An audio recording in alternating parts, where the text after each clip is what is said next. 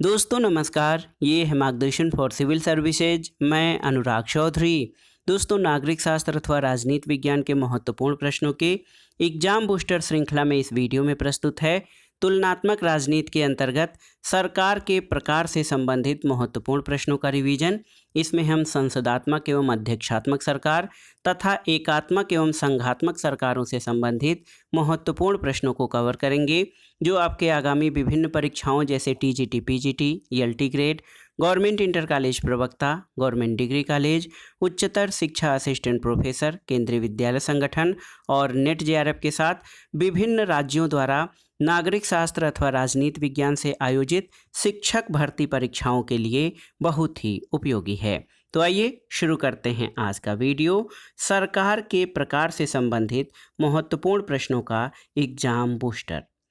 पहला प्रश्न है दोस्तों, संसदीय शासन प्रणाली के व्यवहारिक पहलू को मात्र परिभाषित करने के लिए प्रधानमंत्री शासन शब्दावली को गढ़ा या प्रधानमंत्री को निर्वाचित तानाशाह की संज्ञा किसने दी? तो रैमजे मेयर ने।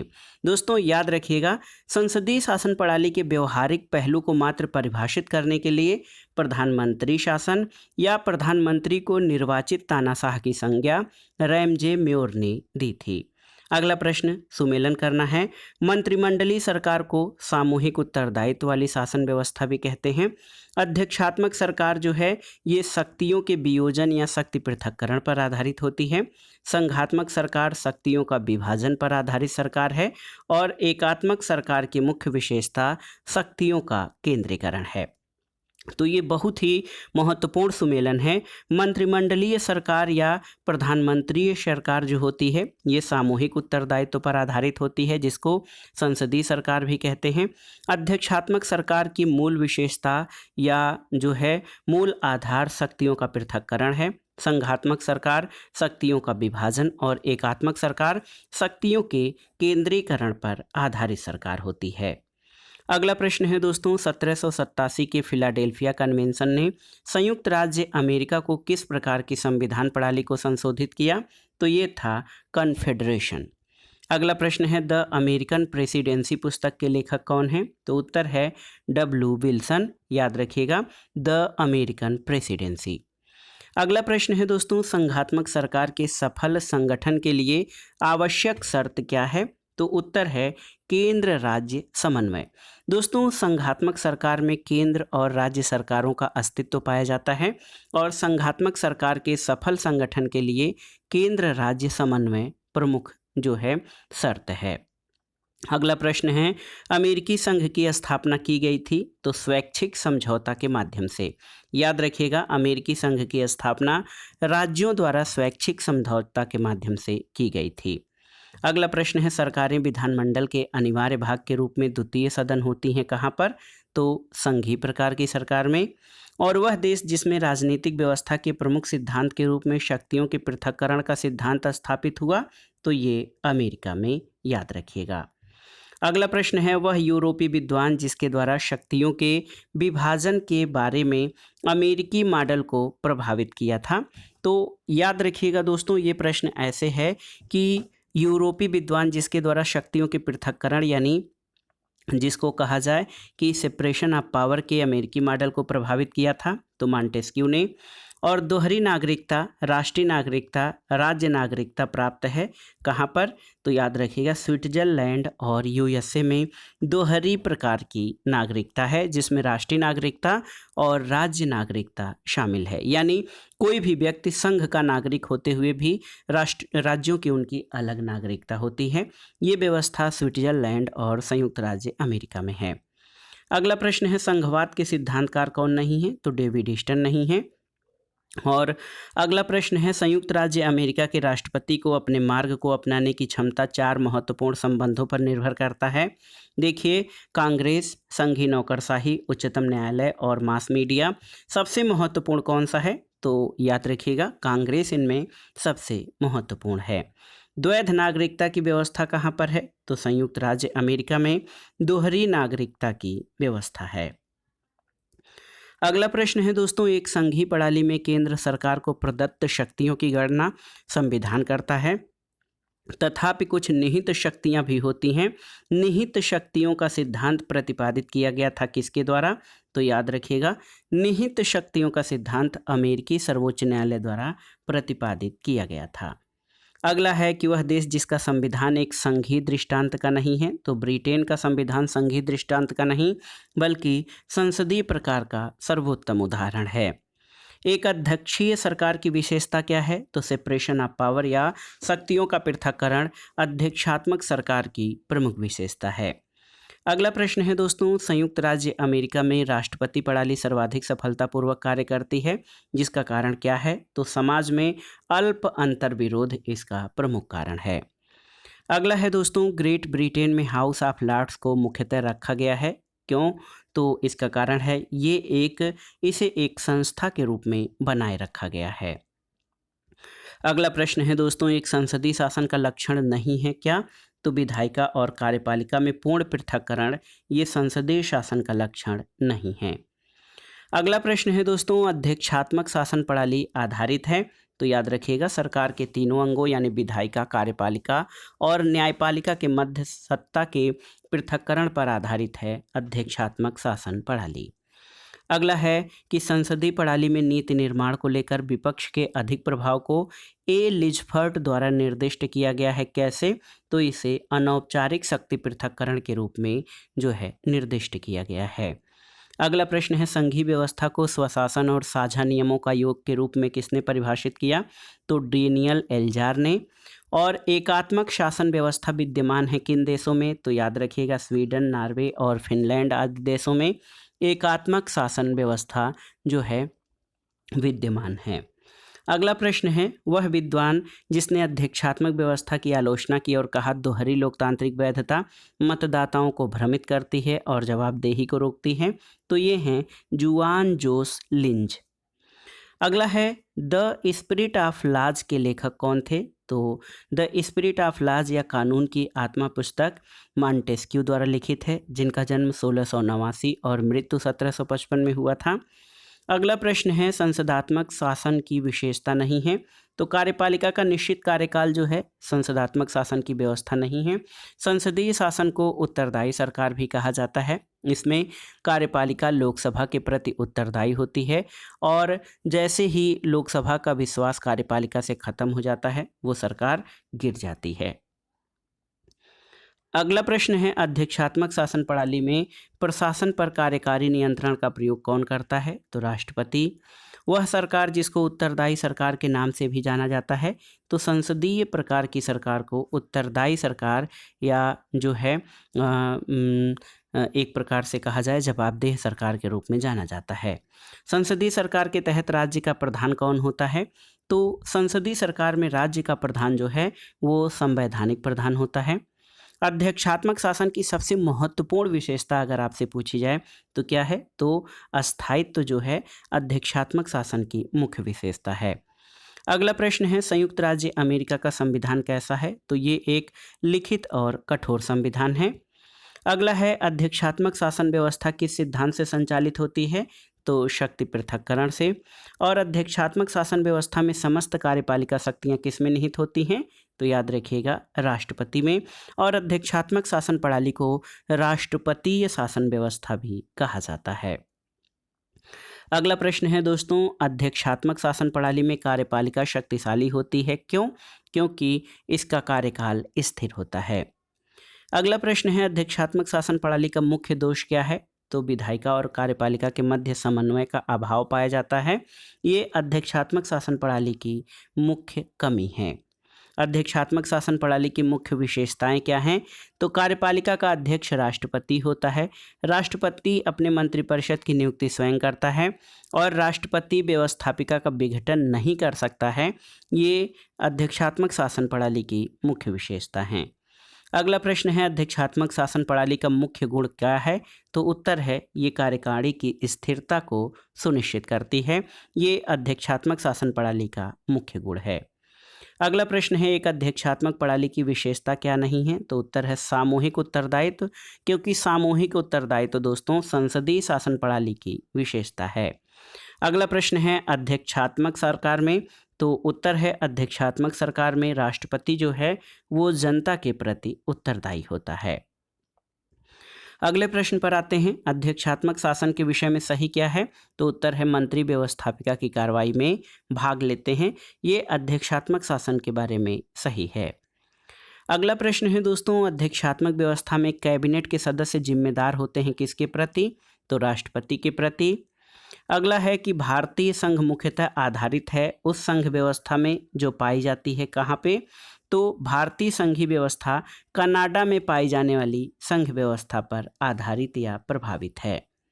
अगला प्रश्न है, वह देश जिसमें एकात्मक शासन व्यवस्था नहीं है? तो ऑस्ट्रेलिया में। एकात्मक राज्य की परिभाषा एक केंद्रीय सरकार के अंतर्गत संगठित राज्य के रूप में किसने दिया है? तो CF स्ट्रांग ने। अगला प्रश्न, सुमेलन करना है। सही सुमेलन आप देखिए, शासन प्रणाली और आवश्यक गुण से।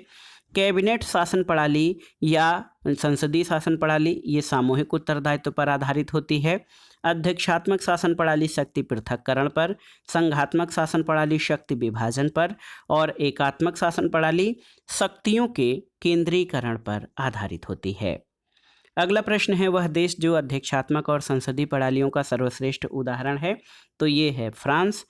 अगला प्रश्न है, लोकतांत्रिक शासन प्रणाली में नेहरू जी ने किस प्रणाली को पसंद किया था? तो संसदीय प्रणाली को। अगला प्रश्न है, संघीय व्यवस्था में प्राय आवश्यकता होती है किसकी? तो लिखित संविधान और शक्ति विभाजन की आवश्यकता होती है संघीय संविधान में। इसके अलावा लिखित संविधान से ये है कि केंद्र और राज्यों के मध्य शक्तियों का विभाजन हो जाता है।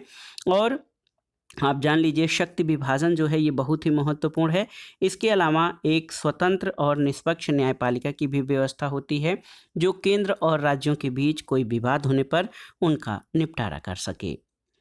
अगला प्रश्न है, वह देश जो अध्यक्षात्मक और संसदीय प्रणालियों का जो है सर्वश्रेष्ठ उदाहरण है? ये फ्रांस है।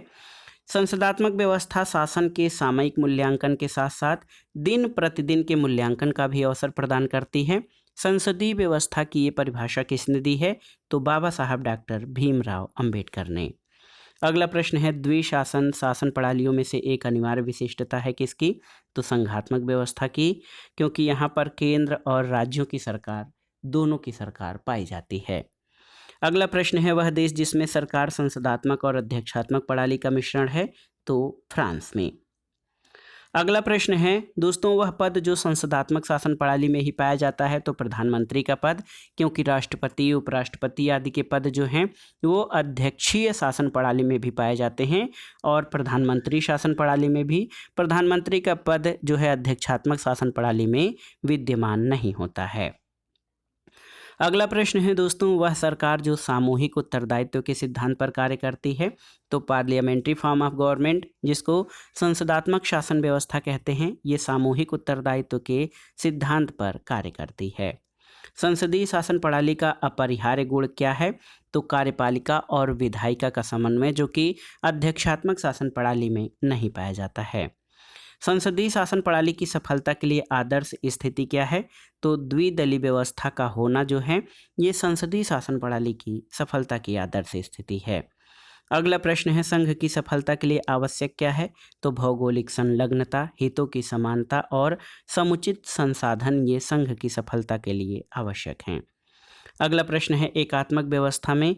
तो दोस्तों, एकात्मक शासन व्यवस्था ऐसी होती है जिसमें केंद्र सर्वशक्तिशाली होता है और सारी शक्तियों का केंद्र बिंदु होता है। अगला प्रश्न है दोस्तों, वह देश जहां पर संघीय शासन व्यवस्था विद्यमान है? तो मलेशिया में। परिसंघ संघवाद से भिन्न है, तो परिसंघ कन्फेडरेशन जो है वो फेडरलिज्म से भिन्न इसलिए है क्योंकि परिसंघ में जो सदस्य होते हैं वो संप्रभु सत्ता रखते हैं। अगला प्रश्न है दोस्तों, संसदीय व्यवस्था दल की भावना को सघन बनाती है और हमेशा इसे जीवंत रखती है, ये कथन किसका है? तो ये लॉर्ड ब्राइस का कथन है। और देखिए, किसने संघात्मक सरकार की परिभाषा इस प्रकार दी है कि एक संघात्मक राज्य एक ऐसे राजनीतिक उपाय के अतिरिक्त कुछ नहीं है जिसका उद्देश्य राष्ट्रीय एकता तथा राज्यों के अधिकारों में मेल रखना है। तो ये A.B. डायसी का कथन है। अगले प्रश्न पर आते हैं दोस्तों, एकात्मक राज्य वह है जिसमें समस्त सत्ता और केंद्र समस्त सत्ता और शक्ति एक केंद्र में निहित रहती है, जिसकी इच्छा और जिसके अभिकर्ता संपूर्ण क्षेत्र पर वैधानिक रूप से सर्वशक्तिमान होते हैं। ये कथन किसका है? तो ये हरमन फाइनर का कथन है। अगला प्रश्न है, संघात्मक व्यवस्था में केंद्र और राज्यों के मध्य शक्तियों का विभाजन किसके द्वारा होता है? ये बहुत ही महत्वपूर्ण प्रश्न है, तो याद रखिएगा दोस्तों। संसदीय संघात्मक शासन व्यवस्था में केंद्र और राज्यों के बीच जो है शक्तियों का विभाजन संविधान के द्वारा होता है। एकत्ववाद का राजनीति विज्ञान में अर्थ क्या है? तो एकत्ववाद का अर्थ होता है कि संपूर्ण शक्ति एक ही बिंदु पर केंद्रित है। अगला प्रश्न है, एक केंद्रीय शक्ति के द्वारा स्वाभाविक रूप से सर्वोच्च शक्ति का प्रयोग किया जाना ही एकात्मक शासन है। ये परिभाषा किसने दी है? तो ये डायसी द्वारा दी गई परिभाषा है। संसद बातचीत की दुकानों जैसी है, तो ये V.I. लेनिन द्वारा दी गई परिभाषा है। अगला प्रश्न है दोस्तों, राज्यों का वर्गीकरण गणतंत्र, जनतंत्र, कुलीन तंत्र और राजतंत्र में किसने किया है? तो मॉन्टेस्क्यू ने। और देखिए, संघात्मक शासन व्यवस्था का विशेषज्ञ माना जाता है किसको? तो K.C. वियर को। अगला प्रश्न है, वह देश जहां दोहरी नागरिकता के साथ सरकार का संघीय रूप है? तो संयुक्त राज्य अमेरिका में। सरकार की व्यवस्थाओं में से द्विसदनवाद अनिवार्य विशेषता है कहाँ की? तो संघीय व्यवस्था की दो सदनवाद अनिवार्य विशेषता है। संसदीय व्यवस्था की विशेषता नहीं है, तो आप जान लीजिए सरकार का स्थिर कार्यकाल संसदीय शासन व्यवस्था में इसकी गारंटी नहीं है। अगला प्रश्न है, संघवाद का आदर्श स्वरूप अथवा अभिष्ट स्वरूप क्या है? तो सहकारी संघवाद ये संघवाद का आदर्श स्वरूप है। अगला प्रश्न, सही सुमेलन करना है, सरकार का प्रकार और देश का नाम। तो संसदीय और संघीय रिपब्लिकन भारत में, अध्यक्षात्मक संघीय Republican United states of America में, संसदीय या एकात्मक राजतंत्रात्मक यूके यानी ब्रिटेन में, और संसदीय कम अध्यक्षात्मक एकात्मक रिपब्लिकन ये फ्रांस की शासन व्यवस्था है। अगला प्रश्न है, संसदीय सरकार की सबसे महत्वपूर्ण विशेषता क्या है? तो आप सभी जानते हैं कि संसदीय सरकार की सबसे महत्वपूर्ण विशेषता ये है कि कार्यपालिका विधानमंडल के प्रति सामूहिक रूप से उत्तरदायी होती है, इसलिए इसे उत्तरदायी सरकार भी कहा जाता है। अगला प्रश्न है दोस्तों, ब्रिटिश संसदीय प्रणाली के बारे में सही कथन बताइए। तो संसद किसी भी विषय पर कानून बना सकती है, रानी मंत्रिपरिषद की सलाह के अनुसार कार्रवाई करती हैं और मंत्रिपरिषद सामूहिक रूप की जिम्मेदारी के सिद्धांत पर कार्य करती है। अगला प्रश्न है, सहकारी संघवाद पद का उदय हुआ? तो द्वितीय विश्व युद्ध के बाद सहकारी संघवाद पद का उदय हुआ है। अगला प्रश्न, सही सुमेलन करना है आपको, राजनीतिक व्यवस्था के प्रकार और देश। तो संवैधानिक रूप से विकेंद्रीकृत संघ जो है ये यूनाइटेड किंगडम में, कुछ संघीय गुणों के साथ संघ भारत में, परिसंघ स्विट्जरलैंड में और महासंघ संयुक्त राज्य अमेरिका में विद्यमान है। अगला प्रश्न है, सर्वसत्तात्मक रूप की सरकार नहीं है? तो संसदीय रूप की सरकार जो है वो सर्वसत्तात्मक रूप की सरकार नहीं है। मैग्ना कार्टा, गौरवपूर्ण क्रांति और जॉन लॉक की रचनाएं आदि सब ने ग्रेट ब्रिटेन को मजबूत बनाने में योगदान दिया है। किसको? तो संसदीय लोकतंत्र को। अगला प्रश्न है दोस्तों, सरकार की अध्यक्षात्मक प्रणाली के बारे में सही कथन क्या है?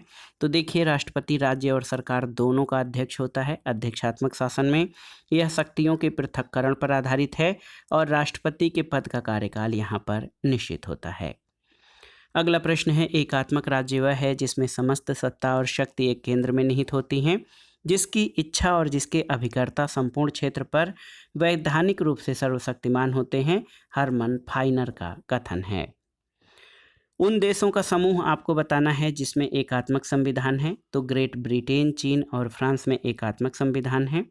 वह देशों का समूह जो एक दलीय राज्य हैं, तो चीन, उत्तर कोरिया और वियतनाम यहाँ पर साम्यवादी सरकार है, जो कि एक दलीय सरकार की विशेषता है। अगला प्रश्न है, संघात्मक संविधान में पाई जाने वाली सामान्य विशेषताएं क्या हैं? तो लिखित और दुष्परिवर्तनशील संविधान, केंद्र और इकाइयों के मध्य शक्तियों का विभाजन और द्विसदनात्मक राष्ट्रीय विधानमंडल, ये संघात्मक संविधान की पाई जाने वाली प्रमुख विशेषताएं हैं। अगला प्रश्न है, अध्यक्षात्मक शासन में जिन सिद्धांतों में परिचालित होता है वे शक्ति पृथक्करण, राज्याध्यक्ष वास्तविक कार्यपालिका शक्तियों का प्रयोग करता है और राष्ट्रपति व्यवस्थापिका के प्रति उत्तरदायी नहीं होता। ये सभी अध्यक्षात्मक शासन की विशेषताएं हैं। अगला प्रश्न है दोस्तों, वह शब्दावली जो अनन्य रूप से केवल संघवाद से संबंधित नहीं है, तो द्विसदनवाद। और वह सरकार जिसको उत्तरदायी सरकार के नाम से भी जाना जाता है, तो संसदीय सरकार को उत्तरदायी सरकार के रूप में भी जाना जाता है। अगला प्रश्न है, अपने संविधान में इकाइयों को संघ से पृथक होने का अधिकार किसने दिया है, तो संयुक्त राज्य अमेरिका ने। और देखिए, एकात्मक सरकार में कानून बनाने की सत्ता सतत रूप से एक केंद्रीकृत शक्ति में निहित होती है।